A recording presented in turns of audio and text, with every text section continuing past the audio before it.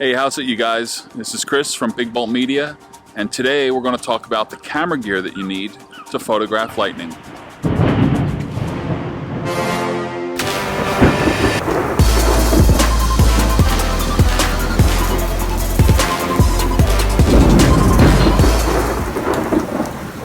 How's it going, guys?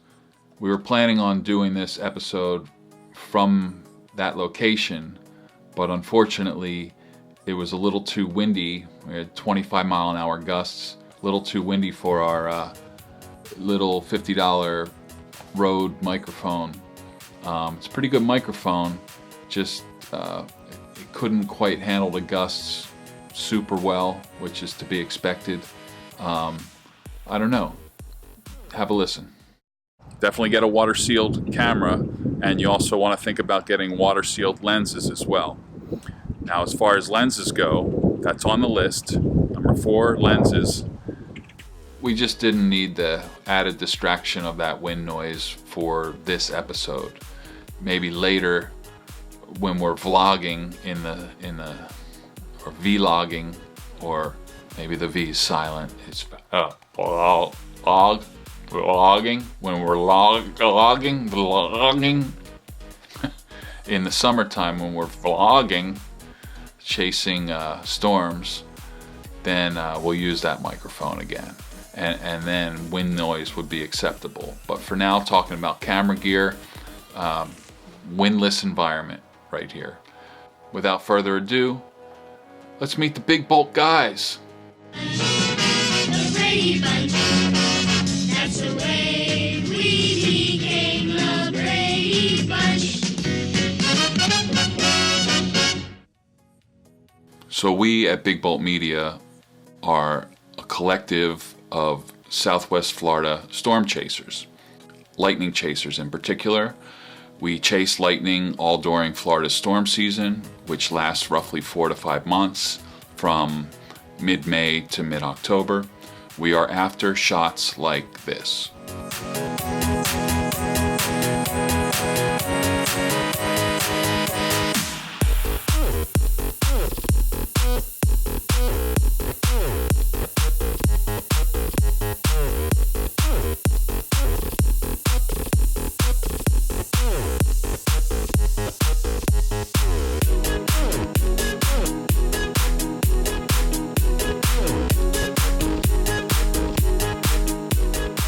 So every time we post shots like that, we always get asked questions about our gear and our settings and stuff. So we started this channel to answer everybody. Anyone that's interested in shooting lightning, checking out this video, we are going to talk about what camera gear you need to shoot lightning. So I know it's been about 3 or 4 minutes into this video, and I'm finally getting around to it. So here it is. The camera gear that you need. Number 1, the most obvious, you need a camera. All right, that's it, guys. Peace.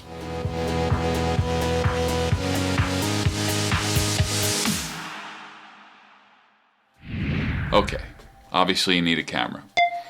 You can shoot lightning with any camera. If you have a camera, it's capable of capturing lightning. They all are.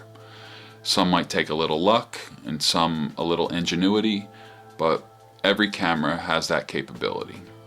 I highly recommend that you get a basic entry-level DSLR camera, such as a Nikon D3400 or a Canon T6i. We at Big Bolt Media all shoot with DSLRs. There's a couple mirrorless involved in there too. The other camera that I use is the Canon M50. This is a mirrorless camera. It's very light and small. I personally started on a point-and-shoot Sony camera, but now I have upgraded to what we call a DSLR camera, where the lenses are interchangeable. It gives you way more options while shooting for different focal lengths. And also, the mid-range to high-end DSLRs are weather sealed, so they can get a little wet, because this photographing lightning, you're gonna get wet. It's inevitable.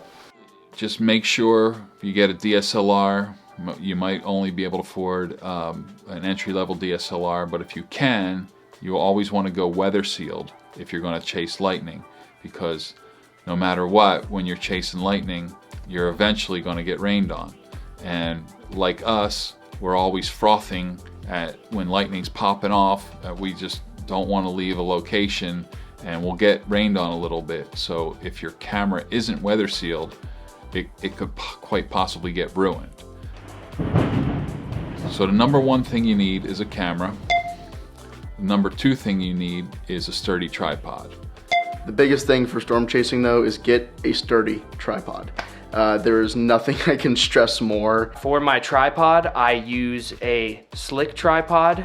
It's the big, heavy tripod, perfect for shooting lightning and storms, because you want something heavy for the wind. You don't want to get too light, and you don't want something that will shake in high wind scenarios. That could put these in the grave, and you definitely don't want that, because this is a lot of money right here. And when I really need something in strong winds and stationary, I have a Bonito tripod that I use for really big shots and big wind. Now, you want to get a tripod that can support the weight of your camera. You definitely don't want to cheap out and get like that $20 tripod from Walmart, because it'll get knocked over by the wind, or it'll sway in the wind during a long exposure, and you'll get blurry photos. I actually use a crappy tripod from Walmart, I believe I got it from. I'm definitely going to be upgrading that, because definitely lost a lot of shots this year from the shaky tripod. Obviously, the worst thing is that if your camera gets knocked over and just destroyed by the wind, or a flimsy tripod. So you definitely want to get a good sturdy tripod. A lot of people don't want to get a heavy tripod because of if they go hiking with it, it'll weigh them down and things of that nature, which is totally acceptable. But if you're going to shoot long exposure photography, it's best to get a heavy tripod, a heavy sturdy tripod that's not going to move under the weight of your camera and lens, or in the wind. That way you'll get the best shots. A sturdy tripod. That's it. Get a great tripod. So, number one, you need a camera. Number two, you need a good sturdy tripod. Number three, you need a lens. So if you're shooting with a DSLR or a mirrorless, you want to get a good telephoto lens for lightning. I have the Canon 5D Mark IV with the 24-105 f4, and this is the second version. This is a great all-around lens, but it's awesome for lightning because I can shoot close lightning, and I can also shoot fairly far away with the telephoto side of it. We've come to find that the 24-105 is a really good all-around focal length for chasing lightning, and that's my go-to lightning lens. Nikon makes a similar focal length. They make a 24-120. My main camera body is a Nikon D7100, and I'm using a Nikkor 18-140 lens with that. It's another thing is you want to make sure that you get a weather sealed lens, because you know it's gonna rain on you at some point, and you don't want to ruin your lens. Sometimes I shoot with a 70-200, and usually if I have to go all the way to 200, it's too far away, the lightning, so it's not usually worth it. 9 out of 10 times it's not worth it. Yeah, get yourself a good telephoto lens, and usually you just need one lens that will work out for you. For wide angle, I use a Tokina 11-16 2.8. Love that lens. I use it for everything from weddings, portraits, landscapes, especially lightning. And I've got a 11-16 lens on here, so I can really get a broader spectrum of the storm as it approaches, especially when you have those big wall clouds out in front. We'll shoot a lot on wide angle lenses. They're great. Gives you slightly different composition. You'll get more of a field of view, obviously, and that's great because a lot of times lightning storms, it's just like popping off all over the place like whack-a-mole. If you aim over here, it's popping off over here. If you aim over here, it's popping off over there. And so if you have a wide angle lens going, you got a much better chance of capturing one of these bolts that are going all over the place. We've come to find that that mid-range telephoto really works perfect for a lot of situations. So it's a really easy choice, and that's why we're kind of putting that out in the forefront. But if all you have is a wide angle lens, shoot with a wide angle lens. Just go get some bolts. There's nothing wrong with that. They're all just tools in the Lightning Photographer's Toolkit. That's it. Have fun. And now, number 4. You need a way to release your shutter without pressing the button. So just about 99% of the time capturing lightning, you're going to be shooting long exposures. So you don't want to press your shutter button, because that's going to introduce shake to your camera and to your image, ultimately creating blurry images. So how do you get your shutter pressed without pressing it? Well, there's a couple ways built into the DSLR, like the delay mode or using your built-in intervalometer. That'll trigger the shutter internally so you won't have to touch it. So that'll get rid of that shake. You can get a shutter release cable and just plug that into your camera and just click away remotely, so you're not introducing any pressure to the camera, any shake. Maybe you might have an older DSLR. You can get one that has the delay and intervalometer settings built into the remote itself. You could also get a dedicated lightning trigger. Now, this one from the Myops company and this one from StrikeFinder, they're awesome lightning triggers. We're going to go into the pros and cons of them in the next episode. So that's why you got to subscribe, because we're going to talk all about our settings and how to use the lightning triggers and why one's better than the other. So hit that subscribe button, and next episode we'll talk all about it. The next piece of gear you need, number 5,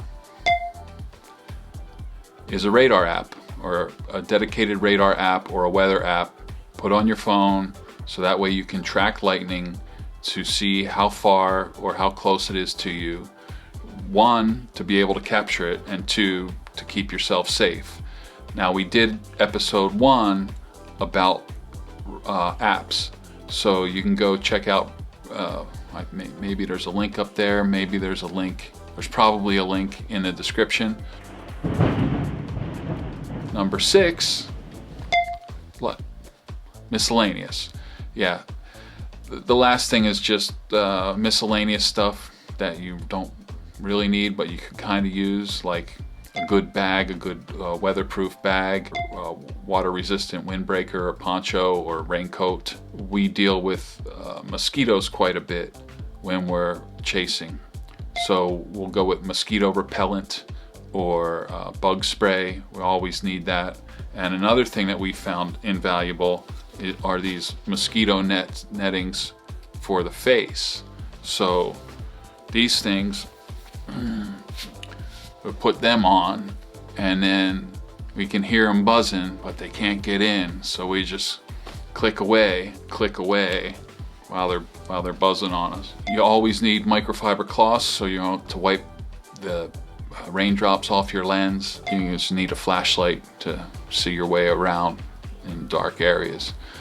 If you like these videos, hit the subscribe button and give us a thumbs up on this video. Also, if you have any questions, we'll try to answer them. Give us a comment down below. If you like this video, give it a thumbs up. If you want to subscribe for more, subscribe for more, and we'll see you in the next one. Peace.